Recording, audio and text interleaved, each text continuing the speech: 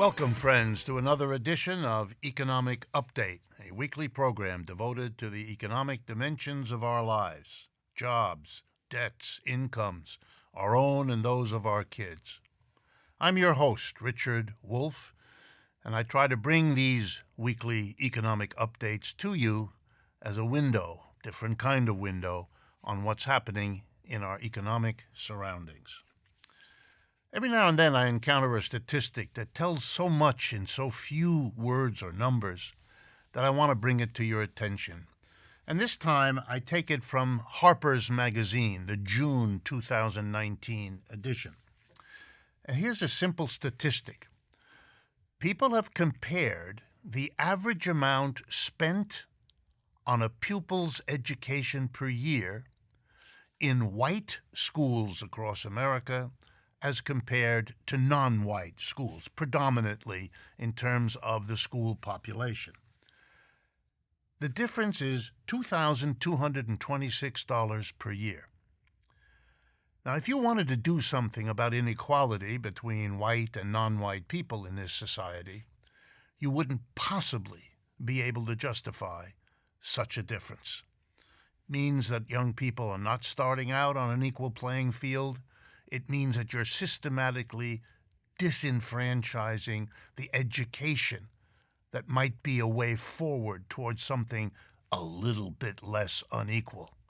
There is no justification for it, and the number tells us a lot about why we have the different incomes, the different jobs, the different life situation of these two parts of the American population. The next economic update I want to bring to your attention comes from the Consumer Reports on Health of July 2019. And that issue of that important health newsletter is also making use of an earlier bit of research reported in the Journal of the Academy of Nutrition and Dietetics here in the United States.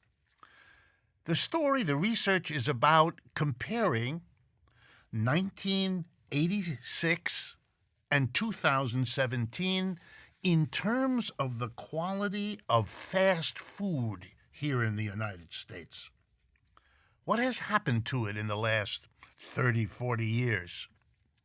This is a period of time during which we have, as a nation, become, we say, more health conscious, more concerned about epidemics of obesity, more concerned about the general health of our population. So what has happened to the fast food that so many of us spend so much of our lives putting into our bodies? Well, you can guess why I brought it to your attention. The following three qualities of fast food have all gone up. Ready? Calories, sodium, and the size of the portion.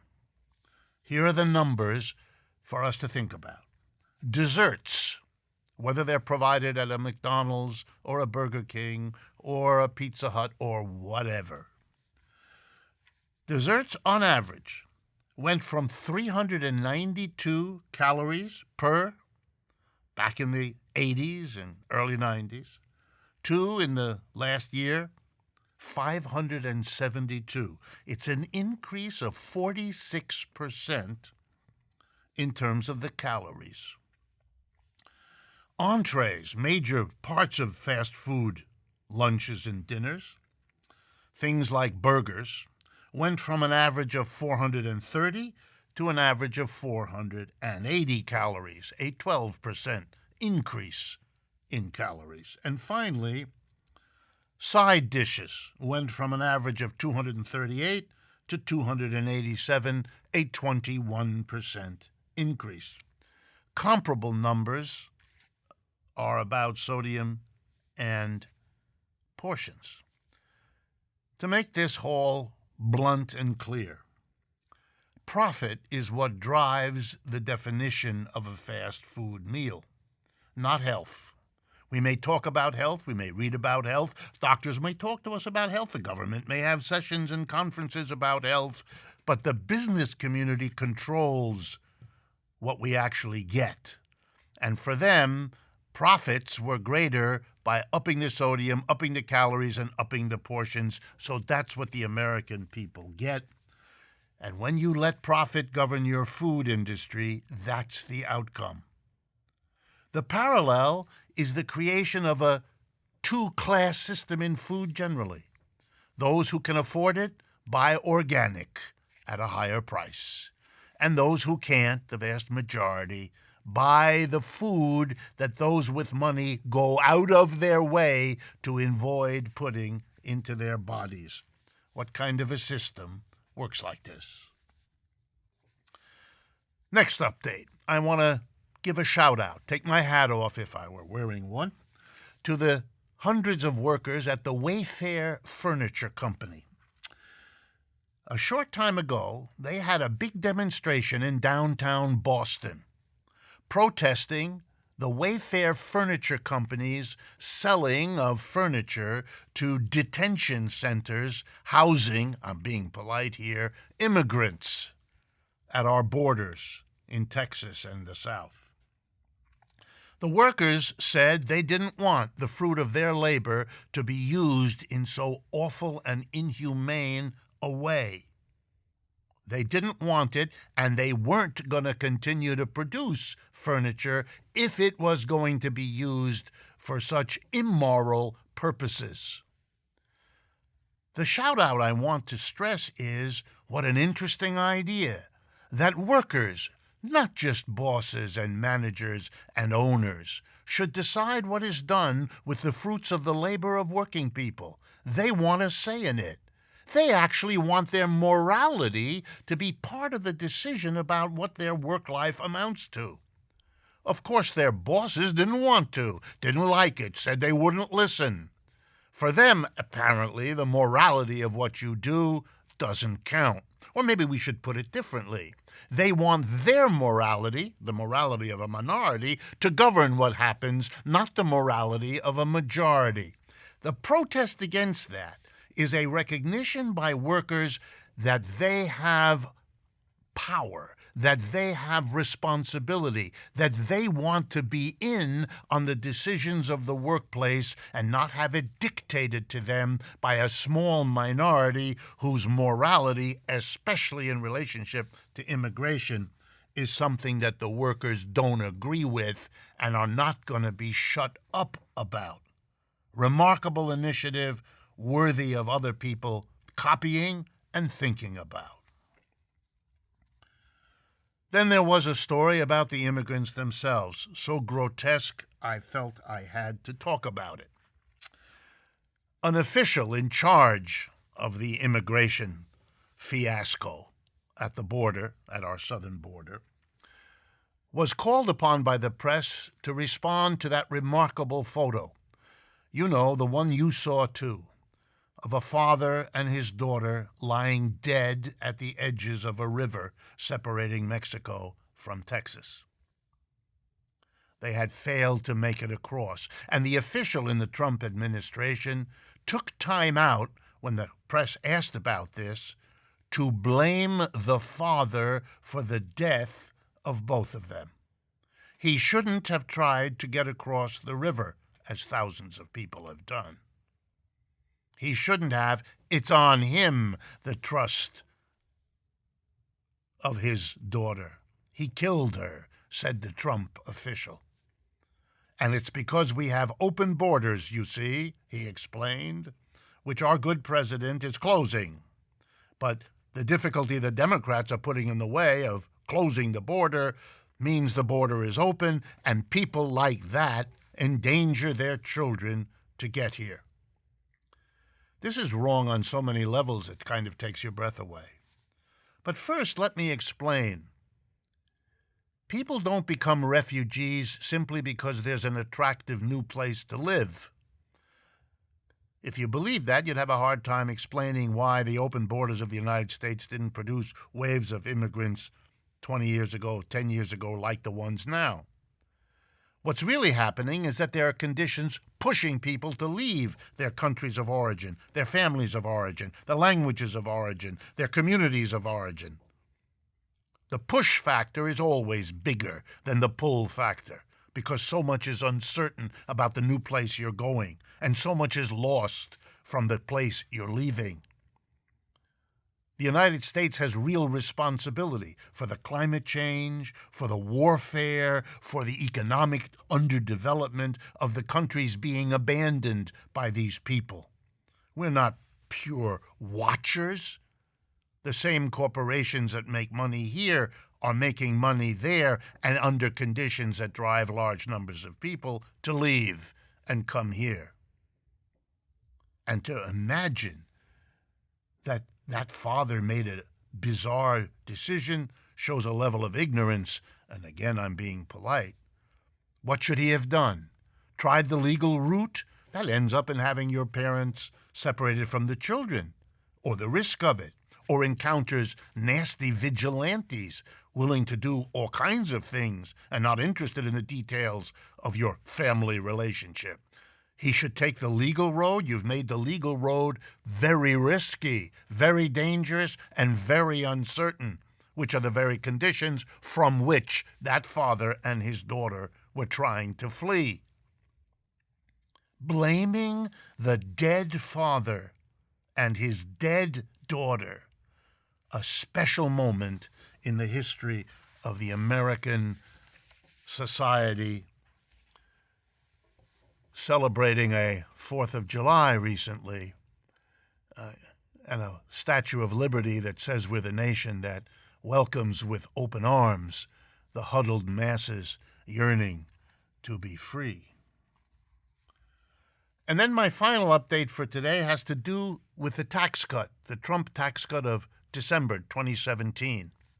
You may recall that Mr. Trump and the Republicans gathered the promises of major corporations about how this tax cut, if only they would get it, would lead to job creation and bonuses and wage increases for millions of Americans. Wonderful story of what was in store if only you cut the taxes of corporations. Leading the charge was the AT&T telephone company, which promised that if it got the cut in its profits taxes from 35 to 21%, which is what that tax bill gave them, it would be a windfall and wages would go up. Here's the statistics as of the latest count, keeping track of what actually happened. AT&T, since the tax cut, has eliminated 23,328 jobs. That's right. The big tax cut reduced the jobs. They forgot to mention that whether or not a tax cut affects the jobs will be shaped in part by automation, by new technology, by new situation in the market, by all the things that always determine how many people have a job. They forgot to tell you that. They wanted you to believe that if you only cut taxes, a miracle will happen and we will all be better off. What percentage of workers have gotten a wage increase, a one-time bonus or a wage increase, based on the tax cut? 4.3% of the workers. How many? 6.8 million workers out of an American labor force of 157 million. Trivial. Corporations are getting 11 times as much in tax cuts as they are giving to workers in one-time bonuses or wage increases. Corporations are spending 154 times as much on buying back their own stock, which is good for people who own shares in the stock, as what they are giving to workers. And please remember the basic statistic. 10% of the shareholders in America own 84% of the shares. So when the stock market goes up, it's really good for the top 10%. We've come to the end of the first half of our show. Please stay with us for a remarkable interview coming up. Don't go away. I think you'll find it equally interesting.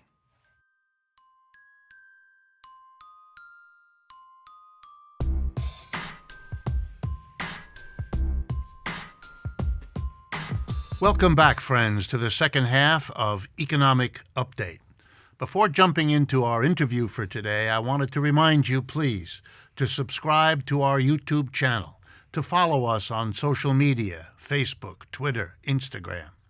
And finally, as always, a special thanks to our Patreon community for their support. Well, I'm very pleased today to bring back to our microphones and our cameras Lee Carter.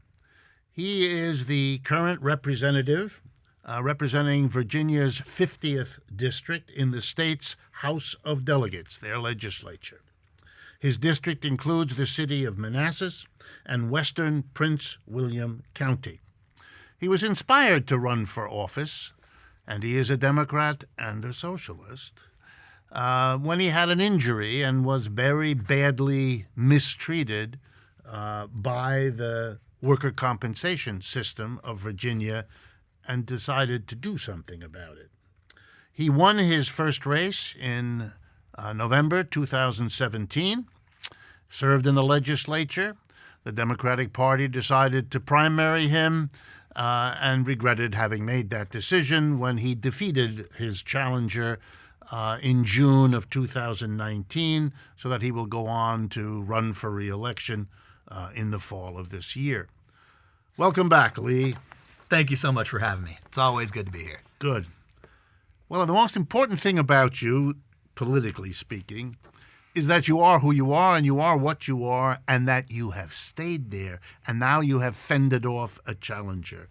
I think it's a testimony to what's possible in the United States today, what other people like you and me could be thinking about, and thinking about realistically, not purely as an imaginary, wonderful idea, but something that's practically possible. And in a way, your very presence here testifies to the fact that you've proven that that's true, and you've proven it in Virginia. Enough said. All right. So let me ask you, give us the benefit of what you've learned being a legislator who's openly socialist in Virginia. So let's start by saying, how has the Republican Party treated you? What comes from them as part of your daily life? Well, I am the only socialist elected to the Virginia General Assembly. The chamber I'm in has a Republican majority. It's the narrowest of Republican majorities. It's a 51-49 chamber. But what I've found is that my name is a party line issue. Every Republican looks at a bill with Lee Carter's name at the top as an automatic no, and every Democrat looks at a bill with Lee Carter's name at the top as a maybe. So, so I spend a lot of my time convincing my fellow members of the Democratic caucus. I do caucus with the Democrats. I spend a lot of time convincing them that they can do more. We can do more to help people. We don't have to accept the things that are presented to us by the Republican majority. We can fight harder, and we can deliver more. We can force concessions out of the Republicans for now while we're in the minority, and we can make big campaign issues out of it later so that we can actually have a solid agenda going forward. And it's a bit of a tough sell, but it happens in fits and spurts. Is there an impact you can sense? I know this is a difficult question, but is there an impact you're having, at least on the Democrats, by your being there, by them having to deal with a socialist in their midst who doesn't have horns and who has something to say? Yeah, well, I've been trying to get some time in front of the full caucus to explain what it means to have a socialist in the caucus. So far, they just haven't been able to find time for that presentation. But on a day-to-day basis, yeah, there's a huge impact from just having someone who's willing to go and touch what's seen as the third rail and say, it's not hot, you can touch it. So, the things like, talking about single-payer healthcare. I campaigned on a platform of fighting for single-payer healthcare at the state level in 2017, and I was upfront with everybody. I said, we're not going to do this overnight. There's going to be steps along the way. But, at a time when the rest of the Virginia Democratic Party was talking about maybe we can expand Medicaid, I go in there and I start talking about single-payer healthcare, and what do you know? The Republicans go, whoa, we should probably expand Medicaid. We should get that out of the way. So now there's 300,000 Virginians who have health insurance today that did not have it 2 years ago. And part of that was by pushing for the single-payer option. Oh, absolutely, which I'm still doing. We got to keep our eyes on the prize. We can't settle for the intermediate steps. We have to say, this is the end goal. The end goal is making the Commonwealth of Virginia the kind of place where everyone can live and work free from worry about how they're going to put food on the table, how they're going to make the rent, how they're going to pay a doctor when they need to, how they're going to put their kids through college, and free from all forms of discrimination and exploitation. And we can talk about that end goal. We can talk about the grand vision and also execute on the steps along the way to get there. And I feel like that's something that's been really lost in American politics for a long time. Yeah, and part of the way you build the trust that you are serious about the long term is being willing to fight for all the steps along the way and use them to argue why the long-term goal is necessary. Okay, how about the media? How have the media that you are surrounded by dealt with you as the socialist in the Virginia legislature? Well, that's exactly how they've dealt with me. Every single headline about me is Socialist delegate in Virginia. But my local newspaper is the Washington Post Virginia section, which is owned by Jeff Bezos, who is not exactly a fan. Because you oppose the yeah, it's the correct. Headquarters there. Although he probably wasn't a fan before that. Yes. But it's hard, just fighting for any coverage in the DC media market when you've got a media market of 6.5 million people, and I represent 84,000 of them, and so there's literally dozens of other state legislators they want to talk about. There's county boards, there's the DC Council, so it's hard to get any coverage at all. Would you say that your experience running for office, making your socialist commitments clear to people, does that imply, can we infer that other people like you in the state of Virginia could do the same? Oh, absolutely.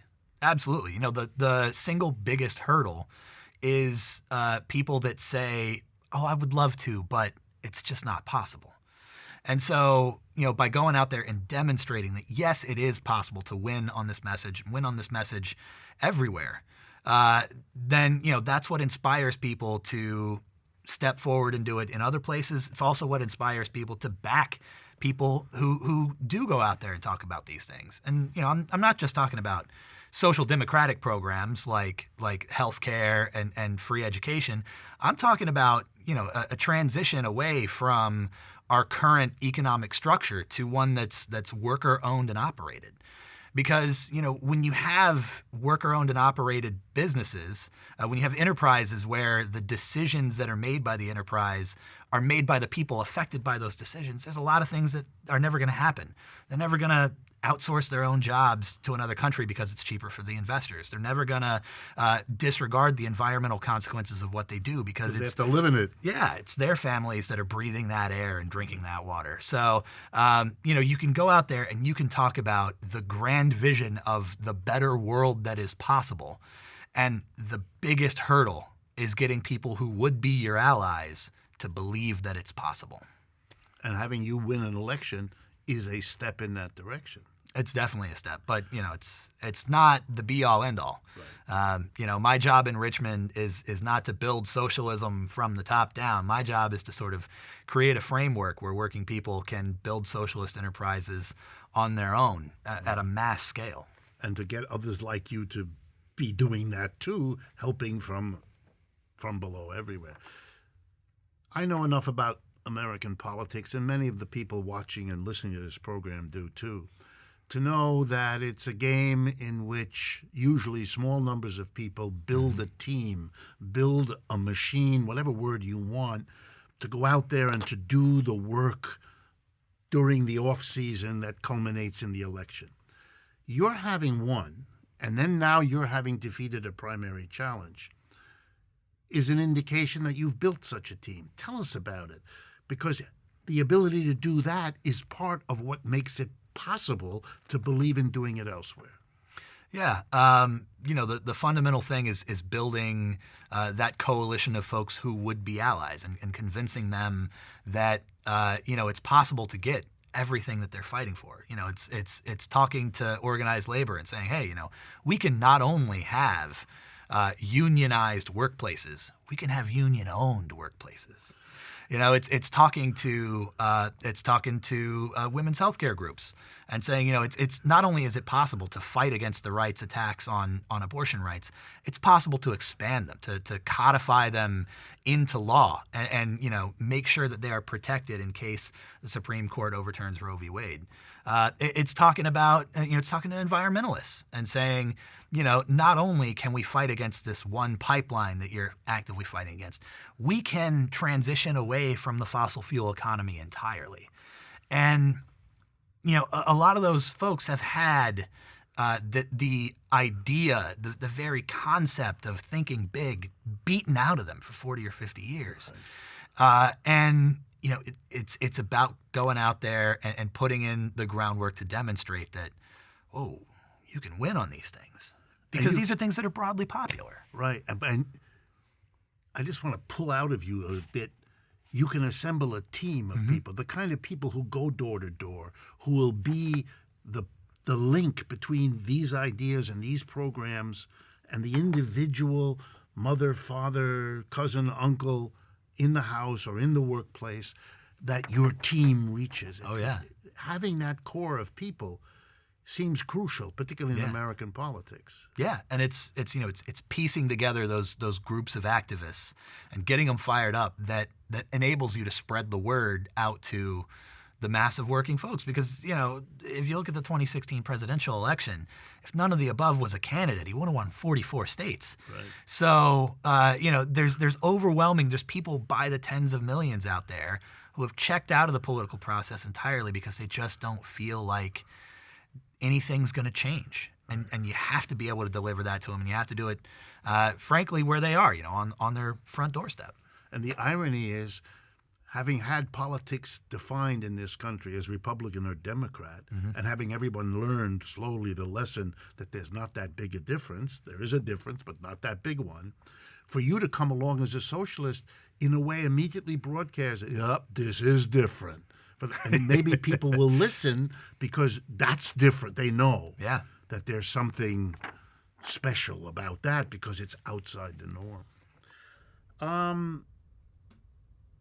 Is the state legislature in America changing? You're trying to change it. Is it changing? It's not going to change on its own. I mean, these are, you know, there's around Capitol Square in Richmond, and I assume in the other 49 states, there's this anti-reality force field. You know, corporate lobbyists go in and bad decisions come out because, you know, our state legislatures are so far removed from the people that they're supposed to serve. And so, you know, we need people going in there and talking about the issues that working folks face and saying, hey, you know, more jobs is not going to solve the problem of housing affordability because, you know, the problem of housing affordability is you're trying to cram too many jobs into an area. Right. You know, so you've got people with 2 and 3 jobs that can't make rent. A fourth one's not going to help. Right. They need one job that's going to pay the bills. Right. You know, it's things like that, and you know, by talking about those things in a forceful way and not accepting the conventional framework of these discussions, you're really able to get people to break out of that sort of anti-reality bubble. It's slow work. It's painfully slow work, but it's happening. Yes, and you're proof that it's doable, it's sustainable, and you can win against even the efforts to undo it, having shown what's possible. I wish we had more time, as always, Lee, but we will bring you back so that you keep giving us a report of how this is working. Absolutely. And to all of you, I hope you will take the kind of inspiration that I do from what Lee has accomplished and what he is accomplishing and the model it presents to all of you around the country, thinking about what's happening in this country, the need for change, and seeing that change is genuinely possible. Thanks again for watching and listening, and I look forward to speaking with you again next week.